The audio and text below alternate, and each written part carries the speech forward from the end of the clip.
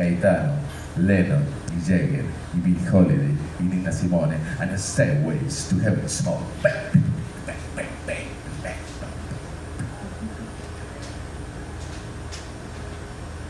A voice of conscience, voice of evidence, seeing voice of oracles, time machine, voice bolt of unending lightning, electric body of poets addicted to poetry.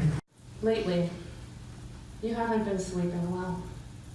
You felt panicked and ill at ease in the middle of otherwise unremarkable days. Your friends are having children, and you can't help it. You wonder how they have the hopefulness to make that choice. True, the news is bad, is worse, but lately, you feel as though you've always felt like this, as though the evening sky had never put on its gold and pink and blue, was only ever the muffled herald of no moon, wool-colored, a starless basin inverted in the dark. Stories I wrote about weird stuff happening to this woman. I don't know why they happened to her, but it just sucks for her. So this one's called Lingua. My tongue erupted. Geysers of blood and pus sprang out of my taste buds. The oral goosebumps engorged and burst, filling my mouth with the taste of iron. Blood spilled between the gaps of my teeth and dribbled onto my chin. The explosions synchronized with my wall clocks talking and crescendoed when the little hand crept over every number. I spoke to no one. I stayed at home alone and wandered between the den and bathroom with cups of my pink saliva. And when the phone rang for the 10th time in one day, I wept, answered, and heard a voice say, "Eat sunflower seeds. There's a package by the door." A book, a collection of prose poems that's forthcoming. It's called Stories to Read Aloud to Your Fetus.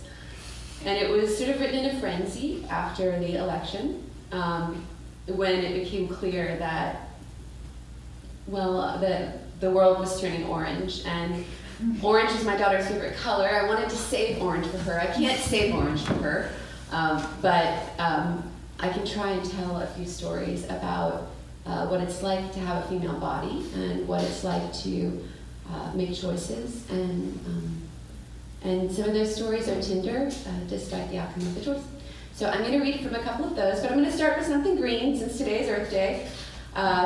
And some of us still like this planet. I'm going to start with a poem called "I Don't Think We Should Use Words Like Meadows Anymore." And this is from my mother.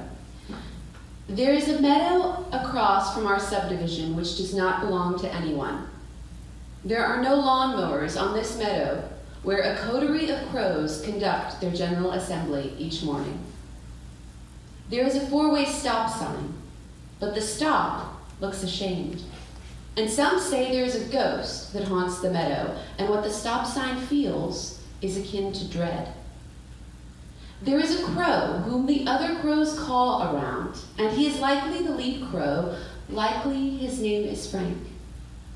There are parents who will not let their children play in the meadow because it is full of weeds and buttercups and fire ant mounds.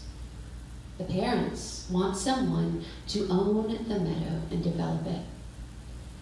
There are many ways to say develop without meaning to, but there are no ways to say development that do not involve the destruction of something else. There is a child developing his interpersonal skills, which means she learns to stop imagining the crows conversing in the meadow. The child will develop beyond freeze tag, and when she is developed appropriately, this child part will be dead. There is a distinct tinge of ache she will feel when passing the meadow, but the pain will be located in a phantom limb. There is no way to discuss the pain we feel in parts of us that don't exist anymore. There is a meadow, and crows, and fire ants. There is a place waiting to die. There will be cupcakes and ribbon-cutting ceremonies. There are people who will call the cupcakes an improvement.